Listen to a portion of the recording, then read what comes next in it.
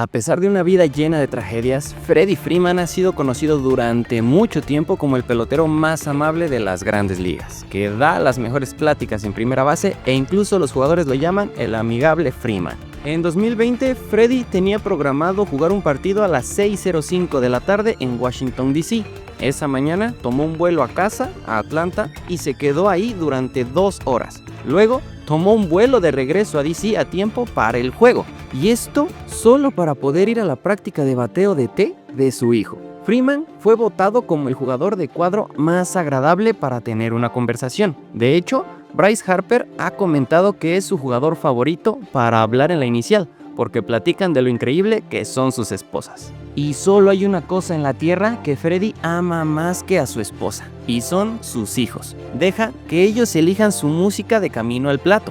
Graba cada uno de sus nombres en un bat diferente y luego los rota en sus turnos para que todos se sientan incluidos. Juega béisbol con ellos e incluso hace entrevistas con ellos. But we waited a year for it. That was a huge 2-run homer. Yeah, that was Mr. Michael striking someone out. Yeah. Pero la infancia de Freeman no fue tan feliz y un evento específico cambió su vida para siempre. Cuando se trata de hablar de ello, Freeman a menudo se derrumba por completo. Lo afecta hasta el día de hoy y es por eso que este emotivo momento entre Freeman y su padre conmovió los corazones de millones. Y según sus compañeros de equipo, esto ocurrió cuando Freddie estaba probablemente extremadamente drogado con analgésicos. Porque aproximadamente un mes antes, Freeman estuvo en la boca de todos los aficionados del deporte cuando sufrió esta lesión una semana antes del final de temporada. Se torció gravemente el tobillo. Apenas podía moverse y estas lesiones pueden tardar de 4 a 6 semanas en sanar.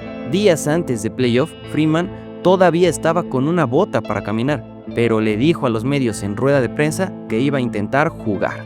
Luego fue a las jaulas de bateo para prepararse. Hizo algunos swings y colapsó de dolor. Según informes de Jeff Payson, ni siquiera podía levantarse del piso, por lo que lo llevaron a hacerse radiografías y descubrió que se había roto el cartílago de la costilla. Una lesión que por lo general deja fuera a los jugadores durante meses, y los médicos le dijeron a los Dodgers que Freeman tenía un 1% de probabilidades de jugar. Pero un día después, con una costilla rota y un esguince de tobillo, jugó de todos modos. Con un pie sobre el que ni siquiera se suponía debía caminar, Freeman conectó un sencillo en la primera entrada y cuando tomó su segundo turno en la tercera, consiguió otro sencillo. Y luego, ignorando las órdenes de equipo, Freeman se robó la segunda base. Esto hizo que las cosas empeoraran aún más. En el siguiente juego, ni siquiera pudo tomar más de 2 turnos antes de tener que abandonar el juego. Y por haber estado jugando con dolor en estos 2 encuentros, había desarrollado un hematoma óseo en la parte superior de su tobillo ya torcido. Esto porque los huesos estaban golpeando uno contra el otro. Freeman comenzó a vendarse el tobillo con cinta adhesiva directamente al spike. Incluso esta simple jugada casi lo deja fuera del encuentro. Apenas podía moverse y aún así consiguió un hit contra uno de los mejores relevistas de la liga. En el quinto juego, esta jugada semirrutinaria fue tan dolorosa para Freeman que el equipo literalmente tuvo que hacer una visita al montículo solo para darle descanso. En su siguiente juego anotó desde segunda con un hit y casi se desploma en los brazos de Mookie Betts. Según su compañero de equipo Miguel Rojas, Freddie se vio obligado a recibir inyecciones de analgésicos en el tobillo y en el trasero cada 25 minutos a lo largo de los playoffs. Y durante las 2 primeras series tuvo 7 hits en 7 juegos. Sin embargo, ninguno de ellos fue un extra base. El poder que lo caracterizaba se había ido por completo. Su OPS era un terrible .461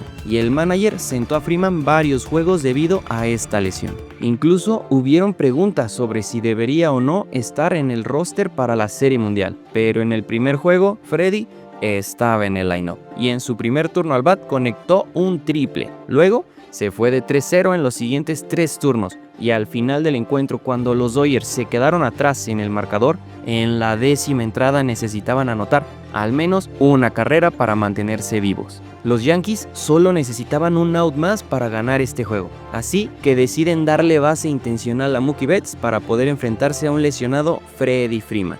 Y en el primer lanzamiento del turno, El número 5 conectó el primer walk-off Grand Slam en la historia de la Serie Mundial. Este batazo pasará a la historia como uno de los más importantes del béisbol, e inmediatamente después Freeman corrió hacia su padre, sentado detrás del plato, festejó con él. Y la única razón por la que el padre de Freddie pudo acudir a este juego fue porque Freeman le había salvado la vida 2 décadas antes. Él tan solo tenía 12 años en ese momento y ya había pasado por un evento que le cambió la vida. Cuando tenía 5 años, su madre fue diagnosticada con cáncer de piel.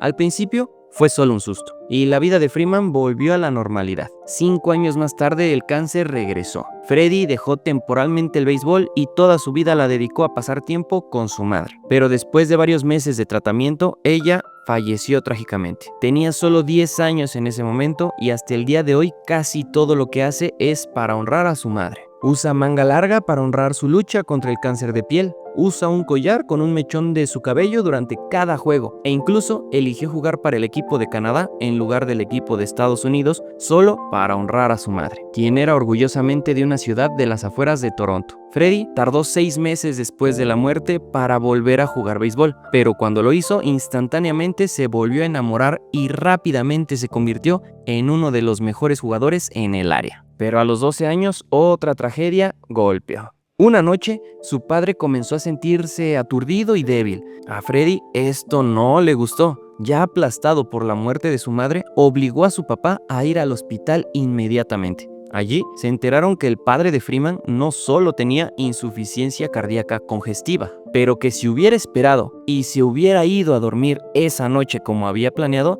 habría fallecido mientras dormía. A los 12 años, Freddie había estado a punto de quedarse sin padres. Preocupado por esto, le hizo prometer a su padre que se tomaría en serio su salud y que se mantendría en forma. Para cumplir, lo obligó a lanzarle prácticas de bateo todos los días como su ejercicio. Así que a los 12 años es probable que Freeman haya tomado prácticas de bateo todos los días sin saltarse ningún día, no solo porque amaba el béisbol, sino porque pensaba que con esto podría mantener vivo a su padre. Y con el paso del tiempo, estas prácticas lo convirtieron en uno de los mejores bateadores del país. Con los ojos de los scouts ya puestos en Freeman, decidió renunciar a la universidad por completo. Fue seleccionado en la segunda ronda a los 17 años y llegó al béisbol profesional, donde rápidamente se convirtió en uno de los mejores 50 prospectos del mundo.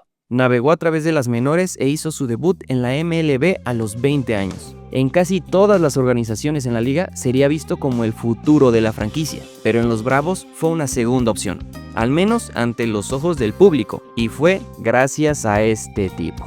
En 2010, Jason Heyward era el futuro del béisbol. Él y Freeman tenían la misma edad, fueron reclutados el mismo año y se volvieron mejores amigos. Incluso, Freeman vivía en el apartamento de Heyward a pesar de que él ya destrozaba la MLB y Freeman estaba todavía atrapado en AAA. Heyward era llamado el nuevo Hank Aaron. Fue clasificado como el prospecto número 1 en el béisbol y en el entrenamiento de primavera de los Bravos tuvieron que poner toldos en el estacionamiento porque Heyward seguía rompiendo las ventanas de los autos con los home runs que conectaba. Todo esto solo aumentó las expectativas. Luego, en su primer turno de la temporada regular, conectó un cuadrangular descomunal. Heyward terminaría como un All-Star, ganaría el premio al novato del año e incluso conseguiría votos para MVP, mientras que Freeman solo se le permitió jugar 20 juegos de temporada. Pero lo que no se sabía era que Freddie también tenía potencial de estrella, pero el público se centraba en Heyward, que con solo 20 años de edad fue el jugador más productivo de los Bravos, llevándolos a playoff por primera vez en 5 años. Freeman quedó fuera de la lista de playoff por completo. Pero al siguiente año, Freddie tuvo su oportunidad, tuvo más participación y mejores números, pero justo otro novato estrella, Craig Kimbrel, se convirtió en el mejor cerrador novato en la historia de la MLB, rompiendo el récord de salvamentos para un novato con todavía un mes entero por jugar. Kimbrel fue el ganador del premio novato del año, mientras que Freeman terminó segundo. Heyward ya lo había ganado el año anterior e incluso Angelon Simmons, otro novato, pasaría a liderar el equipo en WAR en 2013. Y de repente los Bravos estaban repletos de jóvenes talentosos. Luego agregaron al agente libre y superestrella Justin Upton y su hermano BJ Upton. Los Bravos ahora eran contendientes de la Serie Mundial y con un futuro prometedor, pero las cosas no resultaron como lo esperaban. En 2011 tuvieron lo que ESPN llamó el 25 peor colapso en la historia del deporte. Arruinaron una ventaja de 8,5 juegos en su división en un mes y ni siquiera llegaron a playoff. Al año siguiente, una polémica jugada de infield fly los eliminó después de solo un juego en la ronda de comodines. En 2013, los Dodgers los humillaron eliminándolos en 4 juegos. Así que en 2014, cuando ni siquiera pudieron tener un récord ganador y perderse los playoffs, el equipo debió tomar algunas decisiones. Y a pesar de todas las decepciones, Freddie ya era amado e inamovible en Atlanta. Incluso ESPN hizo un promocional destacando su obsesión por abrazar a sus compañeros de equipo. Los Bravos realizaron una campaña de votación de Freddie para el Juego de Estrellas del 2013, donde obtuvo 19 millones de votos, que fueron la mayor cantidad de votos de los fanáticos en la historia de la MLB para el equipo. Freeman debía ser el rostro de la franquicia, incluso por encima de las demás estrellas, y eso es exactamente lo que sucedió. Los Bravos cambiaron a Craig Kimbrel y a Jason Heyward. Angelon Simmons fue canjeado, Justin Upton, Shelby Miller, Evan Gattis, Alex Wood, todos fuera. Fue una reconstrucción completa. Todos se habían ido excepto Freddie Freeman. En su lugar, lo firmaron con el contrato más grande en la historia de los Bravos con tan solo 24 años. Y esto dejó perplejos a muchos. Según las estadísticas de WAR, Jason Heyward había sido 2 veces más productivo que Freeman. Las primeras 5 temporadas de Angelon Simmons también fueron más productivas. Y Craig Kimbrel, que era cerrador, tuvo lo mismo de WAR que Freeman. Y probablemente podrían haberlo firmado más barato. Todo esto dejó escépticos a los medios y a los fanáticos. Sin embargo, Freeman estaba construyendo su estatus legendario como el más amable del béisbol. Cuando Freddie se rompió la muñeca en 2017, un jugador de banca llamado Matt Adams, a quien los Bravos básicamente obtuvieron por nada, lo reemplazó y de la nada comenzó a batear. Después de 2 meses, Freeman regresó. Pero sabía que probablemente era la única oportunidad de Adams de demostrar que merecía estar en grandes ligas. Freeman se sintió tan mal sobre enviar a Adams de regreso al banquillo que se puso a aprender una nueva posición mientras estaba lesionado. Era el jugador mejor pagado del equipo. Era el mejor jugador del equipo y el equipo era terrible. Pero Freeman cambió voluntariamente a la tercera base solo para darle a Matt Adams más oportunidades de jugar. Y fuera del campo también era un modelo a seguir. Se ofrecía como voluntario en refugios de animales. Se ofrecía como voluntario en hospitales infantiles. Junto con su esposa crearon una fundación e incluso hay un video que lo muestra encontrándose con un niño que se vistió como él para Halloween. A nivel nacional, Freeman recibió muy poca atención.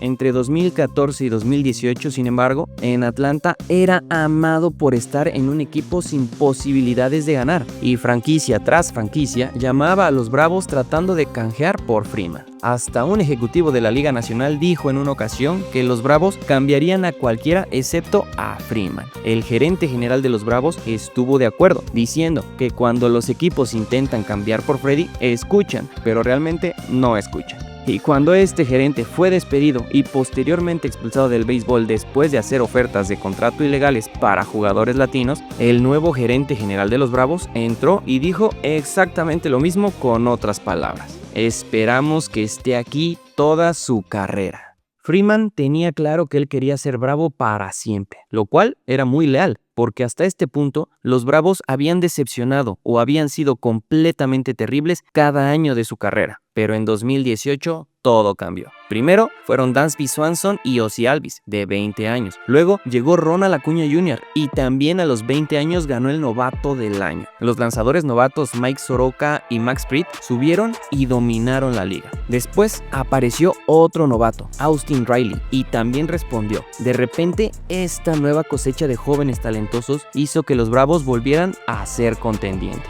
Freeman era el único jugador que había sobrevivido durante toda la reconstrucción. No solo era, sin duda, el jugador más querido del equipo, era también el capitán del mismo y por mucho el jugador más importante de los Bravos. En 2018 sorprendieron a todos al ganar la división y llegar a los playoffs, y el próximo año con mayores expectativas ganaron la división nuevamente. Pero mientras esto pasaba, Freeman estaba batallando con espolones óseos, que incluso un cirujano dijo que estos estaban prácticamente prácticamente partidos por la mitad e iba a ser peor si continuaba jugando. Freeman supuestamente tomó inyecciones y pastillas antes de cada juego por 6 semanas previas hacia los playoffs, y en su enfrentamiento de la serie divisional contra los Cardenales logró jugar a pesar del dolor y conectó 2 hits con un jonrón en el primer juego. Después de esto, Freeman se fue de 16-2 en sus últimos 4 juegos, perdiendo otra desgarradora serie de playoff. Al año siguiente las cosas se pusieron aún más graves. Una pandemia retrasó la temporada, y cuando la liga finalmente estaba lista para comenzar una temporada abreviada, Freeman tuvo un caso extremo de COVID, con fiebre que alcanzó los 39.5 grados centígrados, incluso llegó a decir que pensó que iba a morir. Se perdió la mayor parte del spring training y solo tuvo 5 días para prepararse para la temporada. Lidió con una pérdida de peso significativo por la edad y comenzó la temporada con solo 2 hits en sus primeras 20 apariciones al plato. En una temporada de 60 juegos, un año negativo para Freeman parecía inevitable. Pero resulta que fue el mejor jugador de la liga. Después de conseguir 4 hits en su siguiente juego, Freeman no dejó de batear. Lideró la liga en carreras y dobles. Tuvo un OPS muy por encima de 1000 y un promedio de bateo cercano a .350. Así, ganó fácilmente su primer premio MVP, y con esto había evolucionado de ser el jugador más subestimado de la liga a una superestrella legítima en uno de los mejores equipos de la liga. Esta temporada ganaron su primera serie de playoff en 2 décadas. Pisotearon a los Marlins y luego se enfrentaron a los Dodgers. Comenzaron ganando la serie 3-1 y solo necesitaban una victoria más para ir a la Serie Mundial. Y todo para perder 3 juegos consecutivos, desperdiciando así su ventaja en otra decepcionante serie de playoff en Atlanta. Esta decepción continuó la siguiente temporada, que fue más de lo mismo. Con sus expectativas más altas que en años anteriores, comenzaron siendo barridos en Filadelfia. Eran penúltimos en su división en el primer mes de temporada y todavía muy por debajo de 500 en julio, sus probabilidades de playoff estaban en un 7%. Y justo antes del receso del Juego de Estrellas, una lesión que sacudió a toda la liga. El favorito para el premio MVP, Ronald Acuña Jr., se rompió el ligamento cruzado anterior y se perdería el resto de la temporada. Este era el clavo en el ataúd. Los Bravos estaban completamente muertos, pero mientras nadie prestaba atención, varios intercambios bajo el radar lo cambiaron todo. Adquirieron a Jock Peterson, Jorge Soler y Eddie Rosario por esencialmente nada, y comenzaron una racha de 16 victorias y 2 derrotas en 3 semanas, aumentando así sus posibilidades para playoff en un 54%. En 9 días, sus probabilidades de ganar la división pasaron del 6 al 88% y terminaron ganando el este de la Liga Nacional, también ayudados por los Mets y Phillies, que sufrieron una decepcionante recta final, dando la división a los Bravos. Pero en cuanto a récord, Atlanta era el peor equipo de los playoffs con diferencia. Tanto los Azulejos como los Marineros tuvieron más victorias y ni siquiera llegaron a la postemporada. En la primera serie perdieron el primer juego y otra vez parecía que vendría una decepción. Pero en el siguiente juego, Freddie Freeman produjo la carrera para darles la victoria. En el juego 3, Jock Peterson conectó cuadrangular de 3 carreras para ganar, y en el cuarto juego, empatados a 4, Josh Hader, posiblemente el mejor cerrador de la liga, entra a enfrentar a Freeman. Como zurdo, este enfrentamiento es perfecto para el lanzador. Los Bravos ya habían usado a 5 de sus mejores brazos de bullpen y estaban con 2 outs en la octava entrada y sin gente en base. Pero en el primer lanzamiento, deep center, going back Kane at the wall. Esto prendió a los Bravos, y Eddie Rosario, otra adquisición de esa temporada, comenzó a macanear. Man conectó cuadrangular en partidos consecutivos. En el sexto juego recibió 4 bases por bola contra los Dodgers, dejando todo para que Eddie Rosario perfectamente diera el golpe final, ganándole la serie en 6 juegos a los campeones del año pasado. Y de esta manera los Bravos se encontraban en su primera serie mundial en 22 años, enfrentándose al equipo más dominante de la década. Muchos pensaban que no tendrían posibilidades, pero lograron ganar el primer juego y regresaron a casa con la serie empatada. Y luego de 2 juegos extremadamente cerrados, estaban arriba en la serie 3-1 y solo necesitaban una victoria más para ganarlo todo. Freeman le dio a los Bravos la ventaja con un tablazo de 460 pies. Sin embargo, los Bravos terminaron desperdiciando esta ventaja y perdieron la noche siguiente. Sin embargo, este turno al bat lo cambió todo.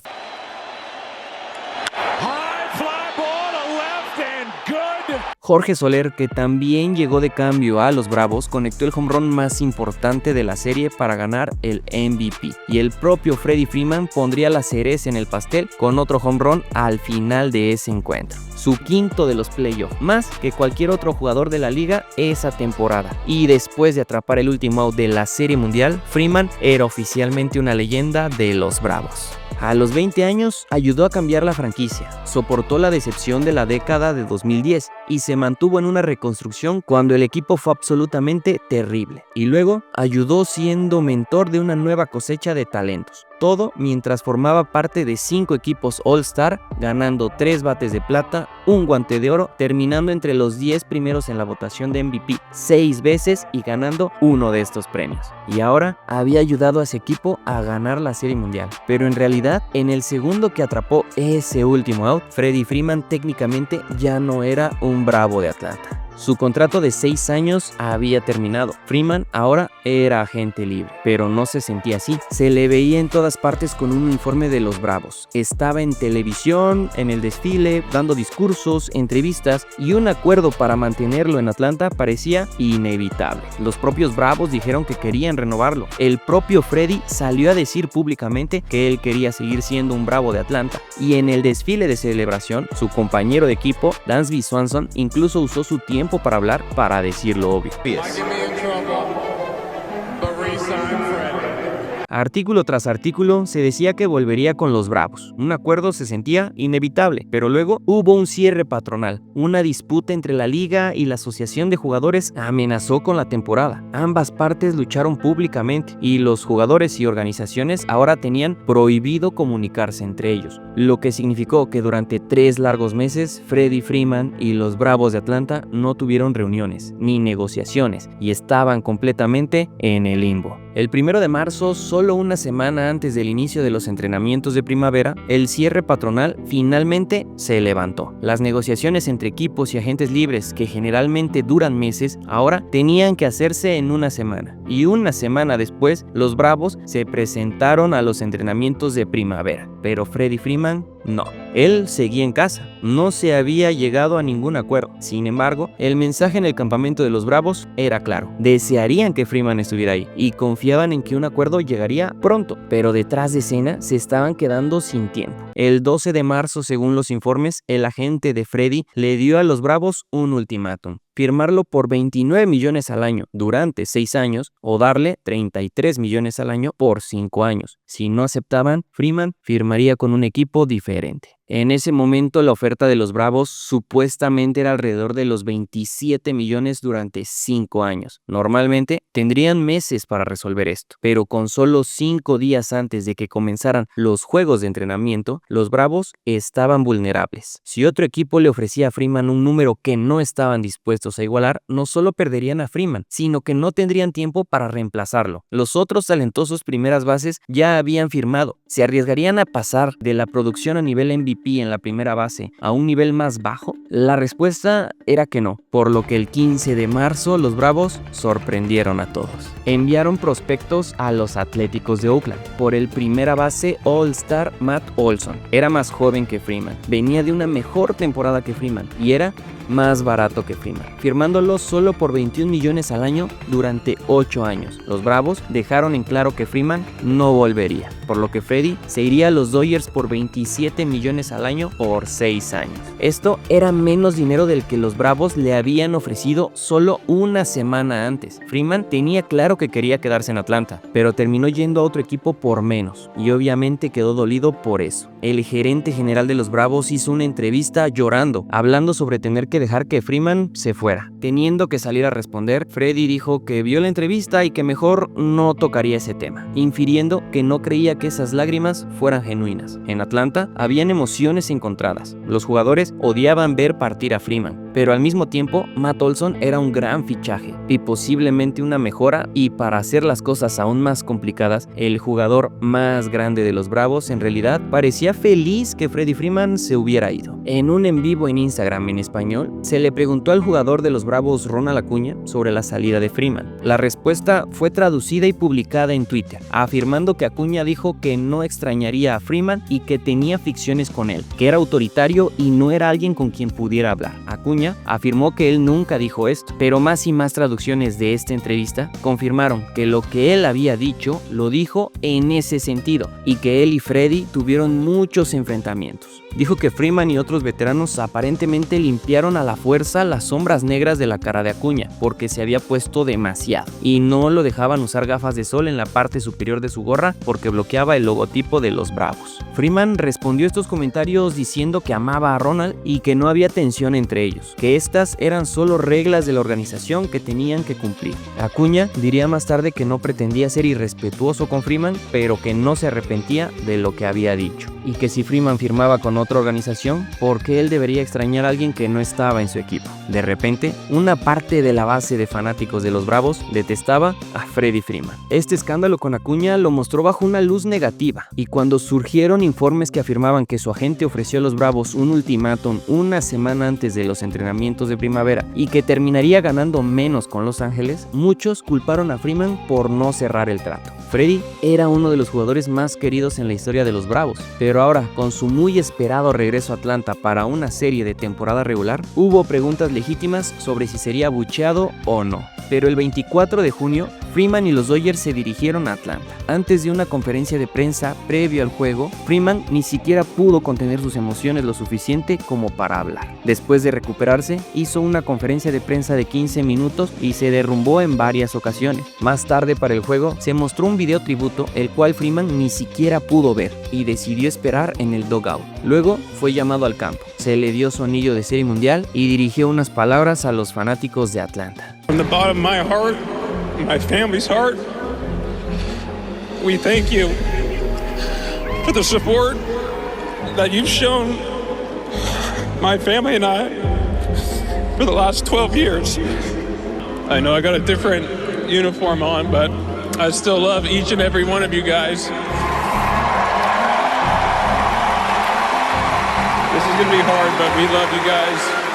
Always will. And thank you from the bottom of my heart for everything that you've shown my family and I over the last 12 years.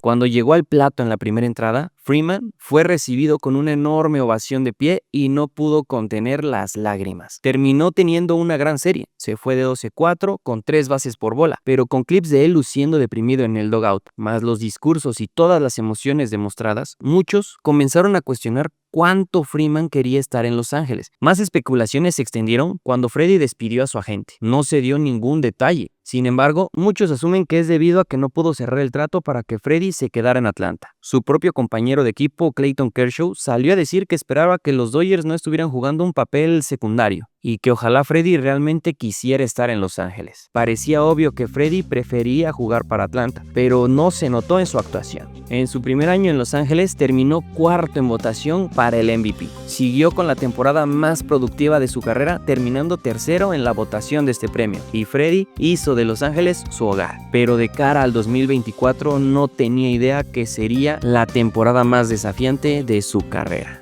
Freeman superó un comienzo relativamente lento para convertirse en All-Star por sexta temporada consecutiva, pero en julio la tragedia golpeó nuevamente a Freddie. En la novena entrada de un juego contra los Gigantes le informaron que necesitaba abandonar el juego. Su hijo de 3 años se había enfermado con una infección que había empezado a cojear y a los pocos días fue hospitalizado con parálisis total. Freeman fue inmediatamente al hospital. Allí se quedó hasta las 3:30 de la mañana y todavía fue a jugar al siguiente partido. Su hijo fue diagnosticado con una enfermedad rara que lo dejaba incapaz de caminar. Empeoró a tal punto que Freeman tuvo que dejar el equipo para estar con su hijo y eventualmente se puso tan mal que se vio obligado a ser conectado a un ventilador. Pero después de días, la familia finalmente recibió buenas noticias. Se esperaba una recuperación completa. Sin embargo, necesitaría volver a aprender a caminar y pasarían meses antes de que se supiera si volvería a la normalidad.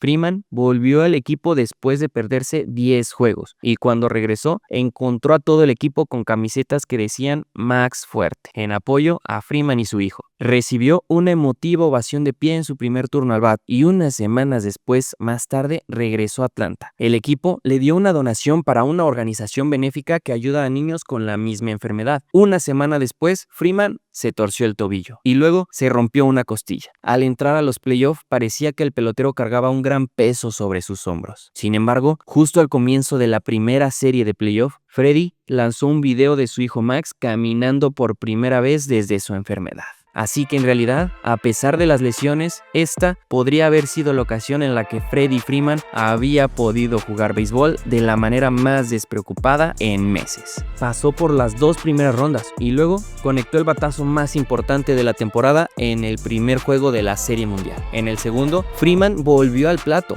y con la cuenta llena,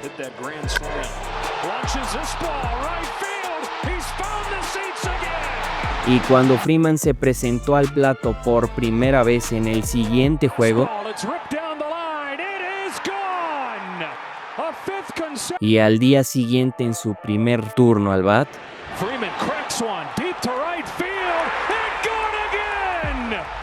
este fue el cuarto home run de Freddie en la serie y fue el 6º juego consecutivo de Serie Mundial en el que conectaba cuadrangular, un récord de la MLB. Batería .300 con un slugging de 1000 e impulsaría 12 carreras en la serie para que los Dodgers terminaran ganando en 5 juegos y siendo sin ninguna duda el jugador más productivo del equipo. Freddie Freeman ganó el MVP de la Serie Mundial y para celebrar este increíble logro, adoptó un gatito para su familia, porque eso es lo que querían sus hijos.